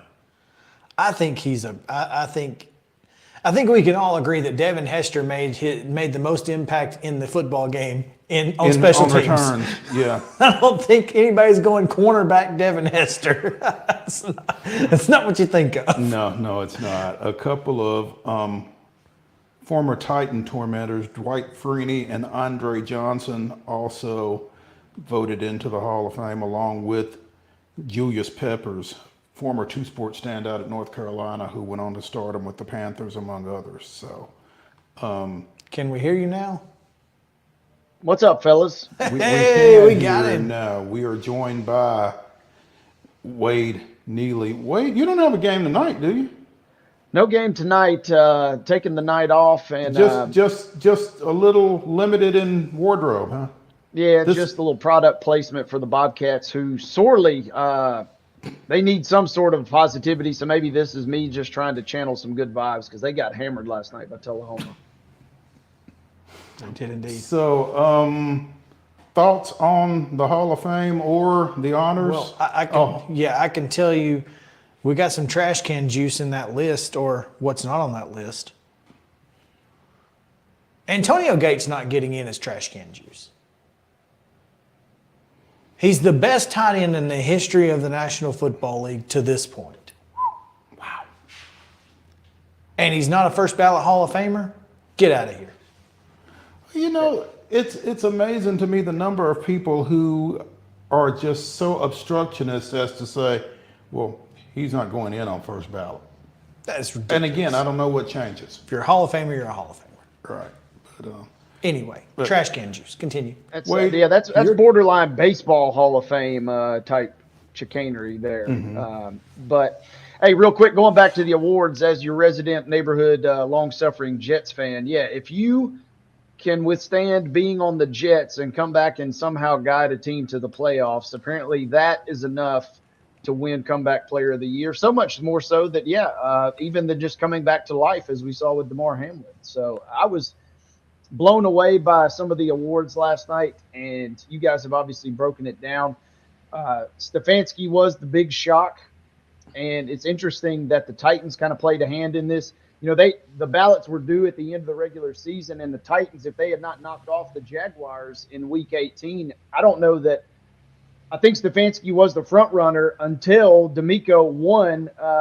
The Texans rather won the division in Week 18. And I think a lot of folks may have already submitted their ballot or something because I don't know how you don't give that to the guy. And obviously it comes down to one vote, and he even won the PFWA award, which is the first split between the coaches in like 20 years. I was kind of head scratching last night, kind of like you guys were. Yeah. It was a head scratcher for sure, but I'm sure those aren't the only awards that will be given away, but they're the only ones that will be given away on national TV, I guess. So they're pretty prestigious, and I guess congratulations to the awards winners. Debatable though some may be. I mean, we're not surprised that Lamar won MVP, right? No. No, not surprised and not particularly bothered. I mean, I just felt like what he did this season was kind of head and shoulders above everybody else. I don't disagree necessarily. I mean, it's such a quarterback award that, I mean, maybe Christian McCaffrey could have been an option, but I mean, it's just weird when you look at a quarterback. Now, I know Lamar does so many other things, but you see quarterback stats. He threw for 24 touchdowns and 3,600 yards, and you go, huh? Now, I mean, obviously, we all know Lamar does more than that, but when you think quarterback and you see that, you go, that's your MVP? This is your king? I mean, so I don't know, but McCaffrey just does so much, and it's like I could have seen it, and I feel bad. I think I just feel bad for McCaffrey because I think he probably could have been the Heisman winner over Derrick Henry, and May should have been, and it just feels like he always kind of gets the short end of the stick. Always the bridesmaid, never the bride. Yeah, you just kind of feel bad for C-Mac. Well, if he gets his ring this weekend, that's all he'll care about. I guarantee it. Yeah. So. Yeah, and in regards to McCaffrey, it kind of felt like the Cy Young MVP type situation, right? It felt like the NFL. They knew McCaffrey was a shoe-in to win one of the two awards, and if you don't give him the AP Offensive Player of the Year award, then who do you give it to? And it just kind of felt like the MVP. Lamar had a great season, don't get me wrong, and you're right, the numbers aren't just eye-popping, but I think if you'd given the award to McCaffrey, and then you're kind of scratching your head saying, well, who's the Offensive Player of the Year type winner? So it's kind of a cop-out to me, it felt like in many respects that Lamar worthy of an MVP. You could throw a bone to a guy like a Purdy, perhaps, maybe even a bone to Prescott. His numbers were electric, but he kind of tailed off right the last couple of weeks. Both of those guys did. Right at toward the end. And what have you done for me lately? 100%. And kind of the same deal that we saw with Flacco, obviously. Hamlin was the runaway winner with that award for pretty much the entire year until Flacco just popped up out of nowhere. I love Chris's point. Literally. Yeah. And I love Chris's point that Baker Mayfield, I mean, if that's not a comeback player of the year type performance, I really don't know what was. So kind of some head scratching. It felt like they kind of just played it safe in a lot of these categories. You give the MVP to Lamar, so that way you don't have any weird thing going on with McCaffrey not winning some sort of award and vice versa. So not a great night. Nobody, I don't think, really, except for the award winners, feels great coming out of this thing, right? Yeah. Yeah. We'll talk a little bit more Super Bowl. We will give you some predictions. And as we mentioned to you with Allie from Zen Sports, take our predictions, go the other way, win money.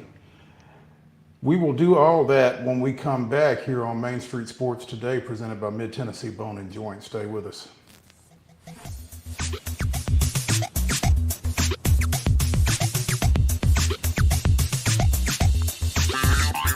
This is Chris Yao with Main Street Sports Today. Every show, Mo Patton and I welcome friends from all across the sports landscape, from high school coaches and reporters to national, college, and pro sports personalities. You never know who might stop by for a chat.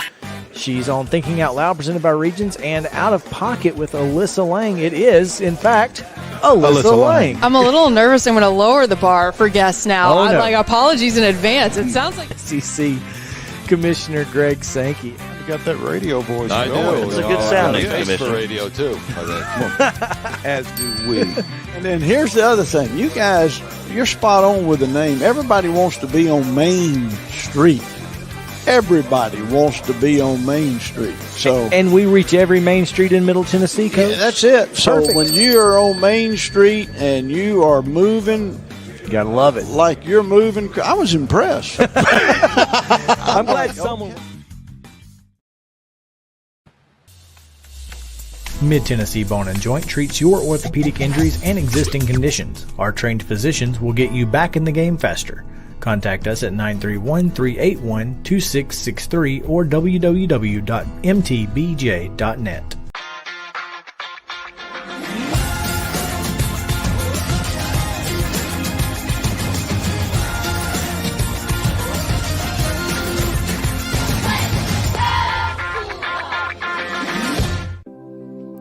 Custom Stone Handlers supplies over 600 distributors and suppliers with quality stone products. Along with River Stone, we produce and distribute over 100 building, landscape, and other bulk products. Our goal is to provide quality products, service, and partnerships to ensure our customers' success. We firmly believe that the measure of any person or company is how they treat other people and customers. Give them a call at 931-490-4990 or visit CustomStonehandlers.com. A game without a crowd is just a scrimmage. A performance without an audience is just a rehearsal.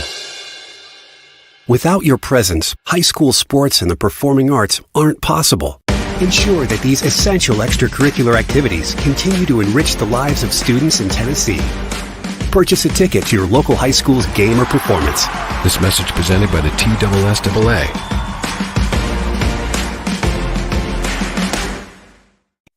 With Lee Company technology, the best handymen are hands-off. Lee Company techs have been using visual findings and other smart technology tools for years to add transparency and virtually take customers along. You see what we see, whether we're in a crawl space or on a roof. With Lee Company, technology helps us help you, no matter what's happening in the world or at your house. Piggly Wiggly, located in Neely's Mill Shopping Center, is Columbia's locally owned and operated Cost Plus 10 grocery store dedicated to serving the community with low prices and smiling faces. Piggly Wiggly offers fresh, hand-cut meats daily as well as daily hot plate lunches from their deli counter. You're certain to see smiling faces and a helping hand when you're here at Piggly Wiggly. Come by and check out our fresh produce, high-quality meats, and more. Down home, down the street, we'll see you at the Pig. Mid-Tennessee Bone and Joint has been the official sports medicine provider for Murray County Schools for more than 40 years. We specialize in orthopedic service, and our Ortho Quick Walk-In Clinic lets you bypass the ER. Visit us online at www.mtbj.net.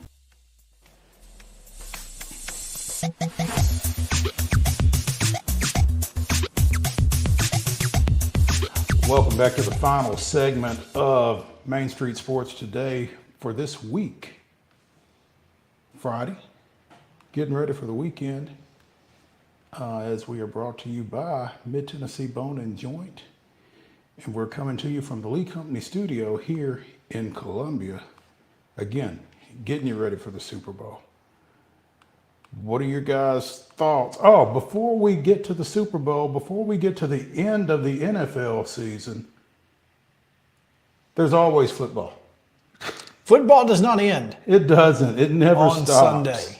No, you'll have the Indoor Football League will get kicked off pretty quickly on March 16th. The UFL, the former USFL, XFL, the merger there starts March 30th. Arena football right here in Nashville will kick off April 27th. CFL's June 6th. I mean, all of that, but also May 18th. May 18th at the Vanderbilt Lacrosse Stadium. You can find the American Flag Football League as Nashville will host on May 18th and June 15th. And June 15th will be the week before the championship game that's held in Dallas at the Ford Center at the Star, which I assume is inside, maybe outside, I'm not sure. They have both. In Dallas in June, I would think it'd probably be. Let's hope it's inside, and maybe they'll have CUSA curtain there.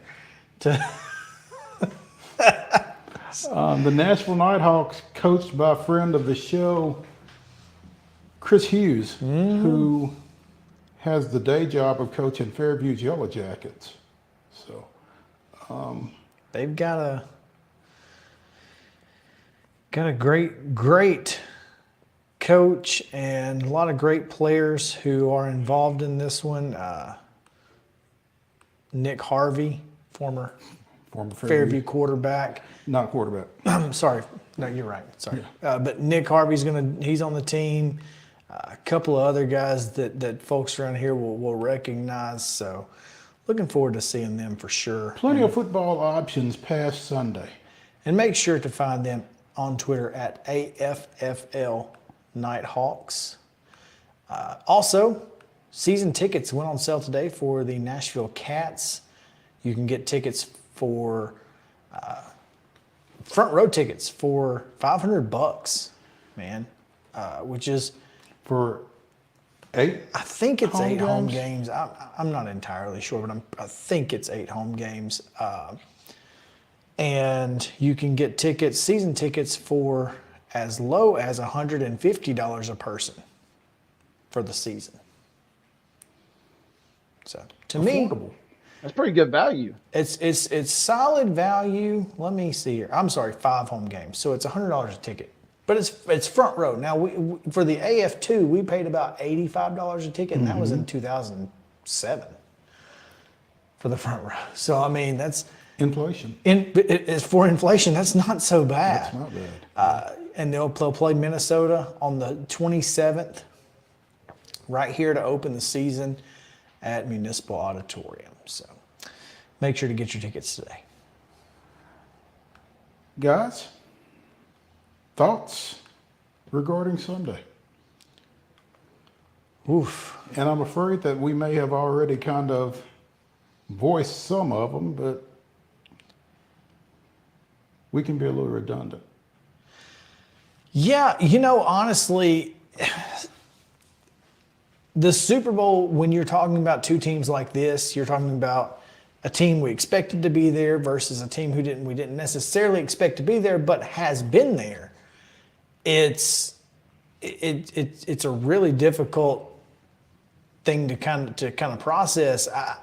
With San Francisco being the favorite, a lot of my buddies who are really into the betting world, they feel like it's Kansas City. Their models are showing Kansas City to win. It's really hard to pick against Patrick Mahomes in the Super Bowl, especially against a guy like Brock Purdy. And I don't mean that in a derogatory way. It's just that you're talking about Mr. Irrelevant versus Patrick Mahomes. Yeah. And I mean, once Purdy wins one, it will make it easier to pick him to win another one, I think. But I think you got to get that first one under your belt. Wade, what are your thoughts?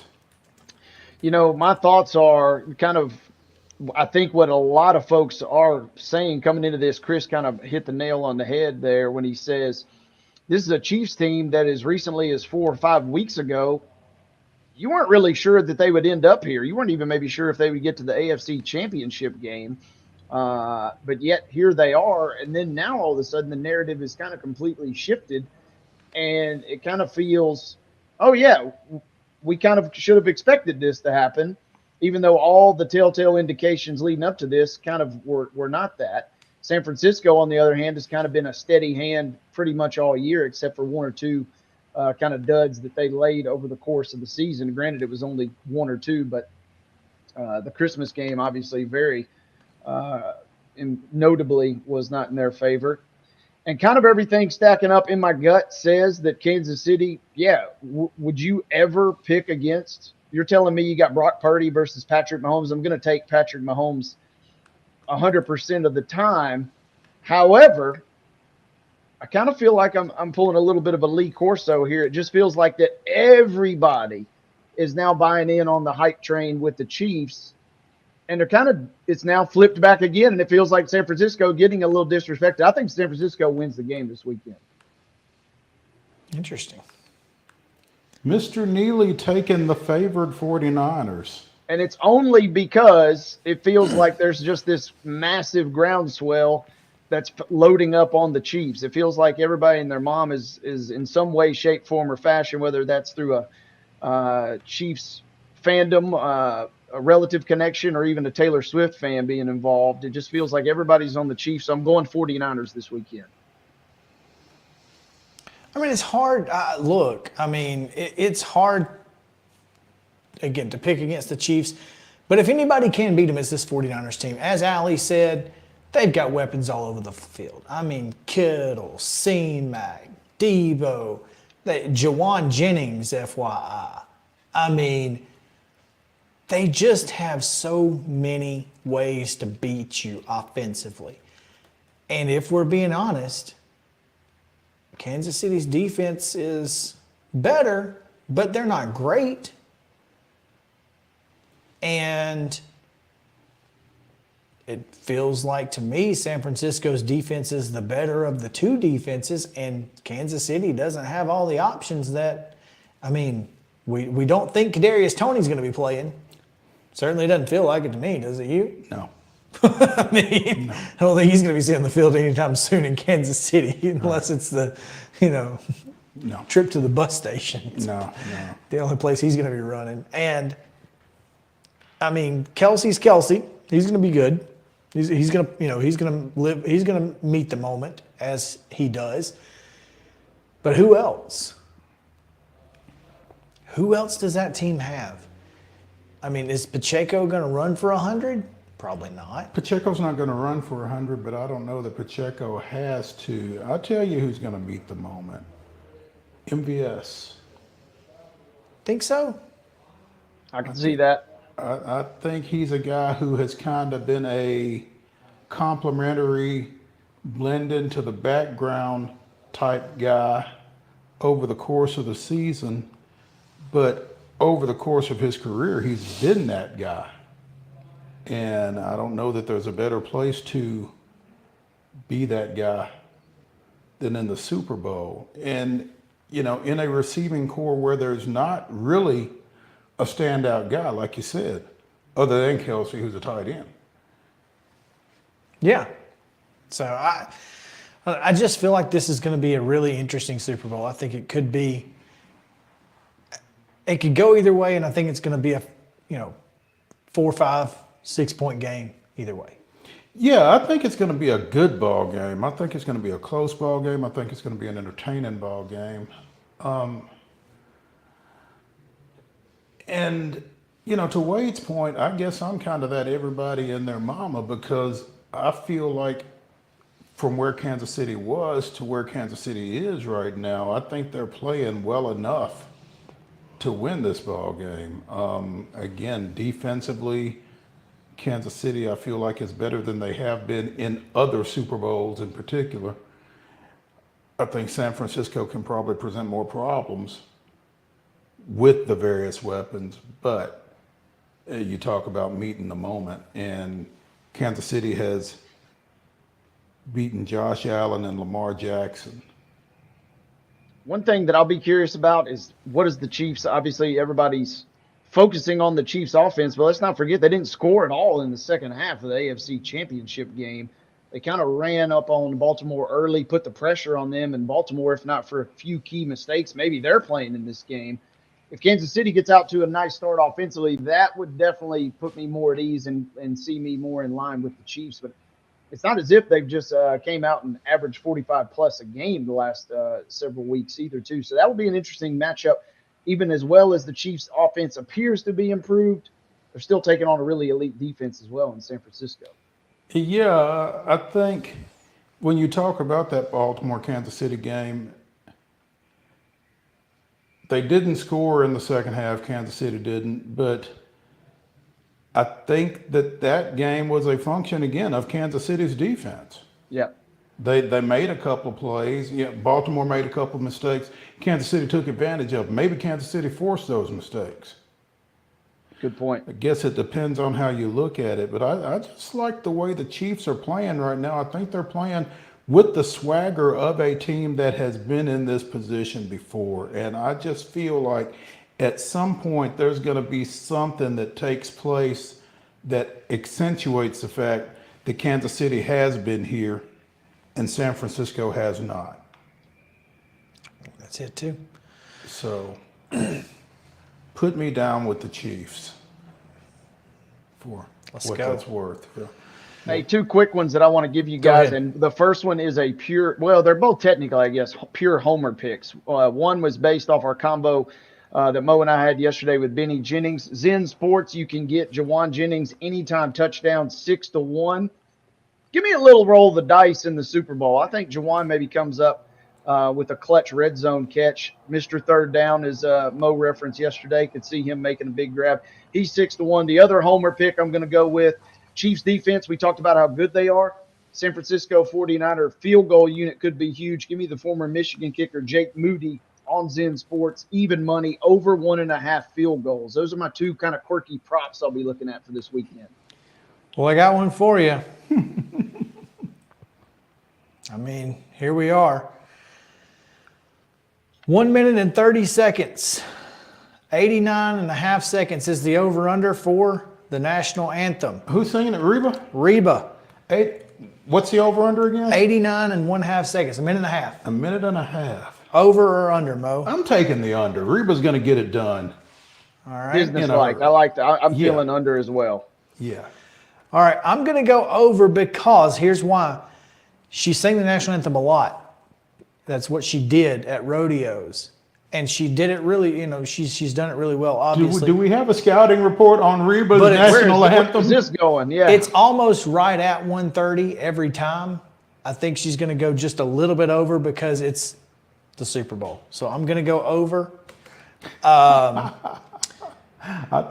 thought you were going to give us an average time on Reba's national anthem. It is. It's right at 130. It's 130. So that's why that's the over under. But I think she's going to go a little bit over just because it's the Super Bowl. Because it's the Super Bowl. So and before we get out of here, how many times is Taylor Swift going to be seen on television? Over or under 4? I don't know. Sorry. No. 4? Yep. I'm taking the over. Yeah, give me the over because I think Kelsey has a big game. I think he has at least 1 touchdown, maybe even 2.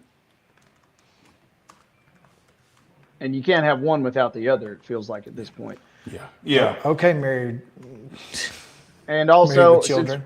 Since we're also on that topic real quick before we get out of here, give me Confessions Part 2 as the opening song from Usher at halftime. And he closes with yeah, right? Got to close with yeah, or it'll be kind of your highlight piece right in the middle. Okay. All right. Hey, I want to thank all our guests from this past week. Eric D. Williams, Charles Pulliam of the Williamson Herald, talking a little wrestling. We had Heather Williams and Chip Walters on Tuesday. Joe Ricks, it was the Joe Show on Wednesday. Joe Ricks Road, Joe Sullivan, Kenyatta Perry and Benny Jennings yesterday, and today's guests as well. Thanks to everybody. Y'all have a great weekend. We'll see you back here on Monday on Main Street Sports Today by Mid-Tennessee Bone and Joint.